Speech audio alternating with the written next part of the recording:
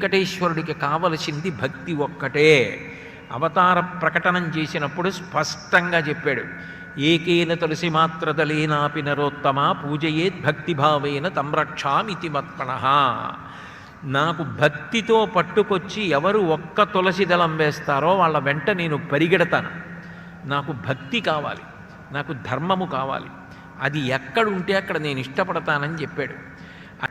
ఆయన కుడి చెయ్యి ఇలా పెట్టుంచుతాడు, అంటే నా పాదముల వంక చూడండి.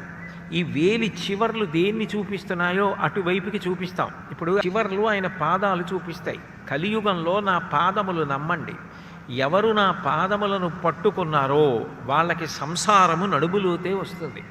వాళ్ళు బాధపడరని చెప్పడానికి ఎడమ చెయ్యి కటిభాగమున నుంచుకొని లక్ష్మీదేవి ప్రకటనంగా పక్కన ఉండదు, ఆయన వక్షస్థలంలోనే విరాజమానురాలై ఉంటుంది.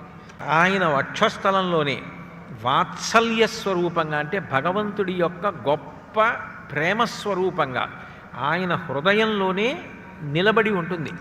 అటువంటి తల్లి ఎవరైతే ఉందో ఆ తల్లి ఆయన వక్షస్థలమునందుండగా ఈశానాం జగతోస్య వెంకటపతేర్విష్ణోః పరాం ప్రేయసీం తద్వక్షస్థల నిత్యవాసరసికాం తక్షాంతి సంవర్ధినీం పద్మాలంకృతపాణిపల్లవయుగాం పద్మాసనస్తాం శ్రియం వాత్సల్యాది గుణోజ్వలాం భగవతీం వందే జగన్మాతరం. ఆ వాత్సల్య స్వరూపిణిగా, మనందరి మీద ఉన్న ప్రేమస్వరూపిణిగా లక్ష్మీదేవి వక్షస్థలమునందు అధివసించి ఉంటుంది. పద్మపీఠం మీద నిలబడి ఉన్నాడు. ఒక్క క్షణం ఆయన వంక చూస్తే చాలు ఎంత ఫలితం వస్తుందో స్కాంద పురాణం చెప్తుంది. వెంకటాచలం గురించి చెప్తూ, ఈ ప్రపంచంలో మీరు ఎక్కడ నిలబడైనా వెంకటాచలం వైపుకి తిరిగి నమస్కారం చేస్తే అందుకుంటుంది కొండ. మిగిలిన అవతారాలకి శ్రీ వెంకటేశ్వర అవతారానికి ఒక ప్రధానమైనటువంటి భేదం ఉంటుంది.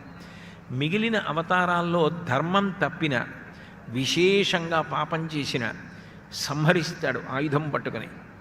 ఇక సంహార ప్రక్రియ యందు కోట్ల మంది యొక్క నెత్తురు ప్రవహింపచేస్తాడు. కురుక్షేత్ర సంగ్రామ భూమి యందు అర్జునుడికి సారథ్యం వహించి ఎంతమంది తెగటారిపోయేటట్టు చేశాడు. అధర్మాన్ని చీల్చి చెండాడేస్తాడు. కానీ ఒక్క వెంకటేశ్వరావతారంలో ఉన్న గొప్పతనం ఏమిటంటే చంపడు.